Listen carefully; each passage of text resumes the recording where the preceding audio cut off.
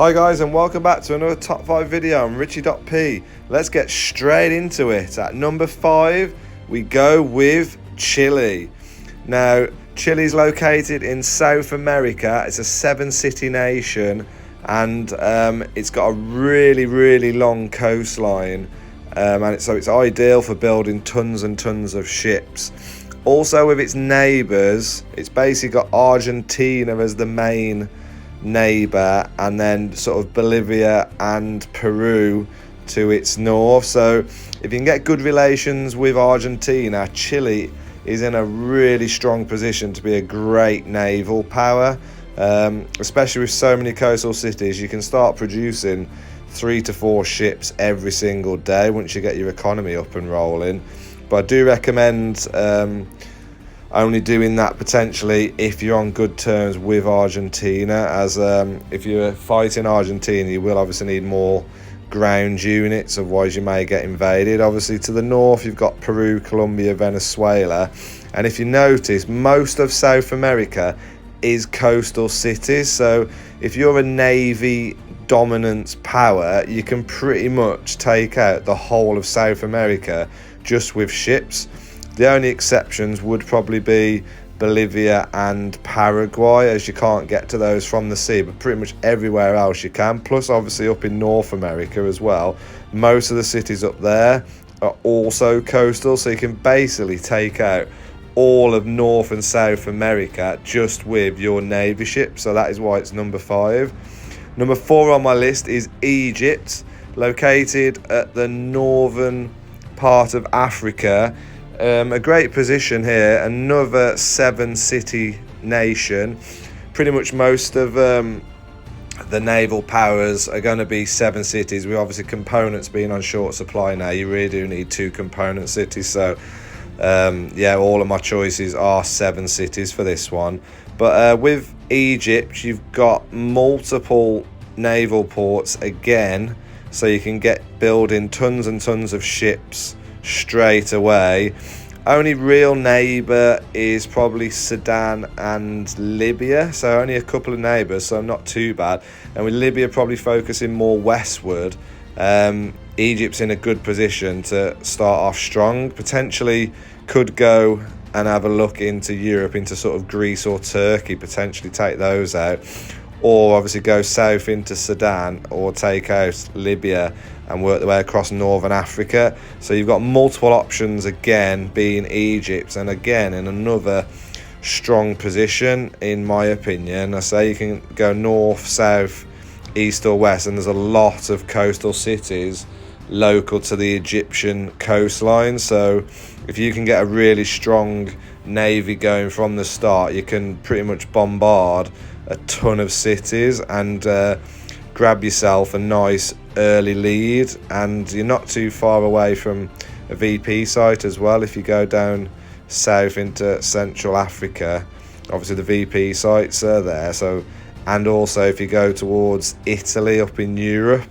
you've got a VP site just northern Italy, which you can bombard all of Italy, which leads me nicely on to number 3, which is Italy. Another 7-city, this one in Europe. I've played Italy multiple times, and on all those occasions I have gone heavy on the navy. Again, you've got multiple ports. I think you've got like 4 port cities, which again, if you can get all of those producing ships, you can get a strong navy in a matter of, well, pretty much within a week you can have a strong navy. Obviously right next to a VP site, which again is great for early growth. And neighbours wise, you've kind of got France, Germany and Austria to the north, although most of the time they don't really focus on Italy. Obviously there's so many nations closely next to each other in Europe, it's a bit of a free-for-all sometimes. So Italy is in kind of a good position there. Sometimes they don't get the heat straight away, which gives you time to build up.